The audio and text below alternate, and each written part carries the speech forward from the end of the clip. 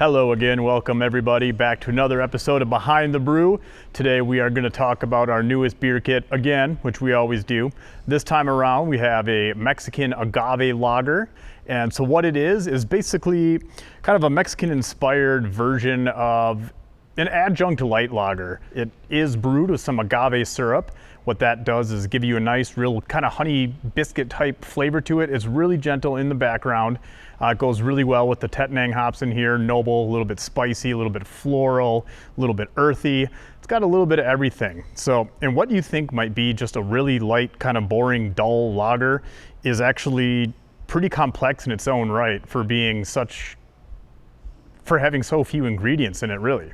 Now, if you're really wondering what agave is, if you've ever had tequila or mezcal spirits, that is exactly what they're made out of. Agave is actually a succulent plant that grows really well in the desert climate of Mexico.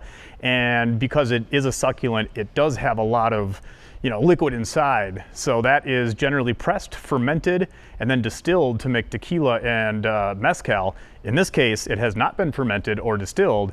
It is in its syrup form, which is then added to the beer to ferment into your batch. Because it does dry the beer out and it is so fermentable, this beer also includes a little bit of dextrin malt, in this case the Briess Carapils, and that helps to keep the final gravity up just a hair.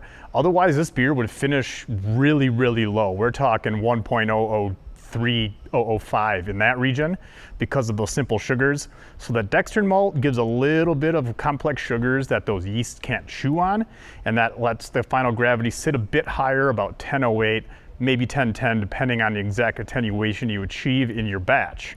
If you are an extract brewer, you will be steeping the Carapils in your water before you add your malt extract. And just like any beer recipe kit, you're gonna add your malt extract, make sure it's well dissolved before you bring it to a boil. Add your bittering charge, in this case it's 1 ounce of Tettnang at 60 minutes, right at the beginning of the boil. And you also have a hop addition at 10 minutes. It does call for 1 ounce of Tettnang, which can be, for some people, maybe a little on the flavorful side, maybe a little bit too much hop character. Personally, I like it. But if you do want to subdue that a little bit, go ahead, cut that addition in half. That goes in at 10 minutes, the same time that you're going to be putting in the 1.5 pounds of agave syrup. And that's what really gives this beer its unique flavor, its a whole unique spin. It's really a Mexican light adjunct lager. If you are the all-grain brewer, you're going to find RAR Malting Corporation's Premium Pils malt that is keeping in the whole North American theme, as this is a Mexican-style lager in North America. So we do have the RAR Premium Pilsner malt. We do have a little bit of the Carapils in there as well to make sure that final gravity doesn't drop too low. And also, just as in the extract kit, we do have an addition of the agave syrup at 10 minutes remaining in the boil with your final addition of Tettnang hops. And now what really makes this beer what it is, what gives it its unique flavor, its distinctive character, its nice dry crispness, is the Mexican lager strain. In this case, we have both Omega, OYL113 Mexican lager, and it also will be paired with White Labs WLP 940.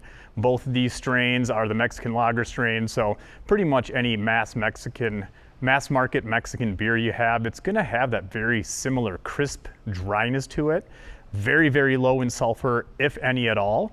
And another flavor component to this beer is the Tettnang hops, as described earlier, that will give it a nice earthy, floral, almost herbaceous kind of flavor to it, which goes really well with the clean, crisp, dry finish, the slight sweetness of the malt that pairs really well with the honey-like sweetness of the agave syrup, and it all comes together to make a really pleasing, really mildly complex. Sounds a bit like a oxymoron, but for such a simple recipe, it really does come out to be quite complex, although quite subdued. Introducing the Mexican Agave Lager, available now on northernbrewer.com in both extract and all grain versions. And if you do like these videos and you want to see more of them, be sure to like this video, subscribe to our channel, and always hit that notification bell to make sure that you're always getting notified when new videos drop, so you know what we're on top of in the Brew Cave.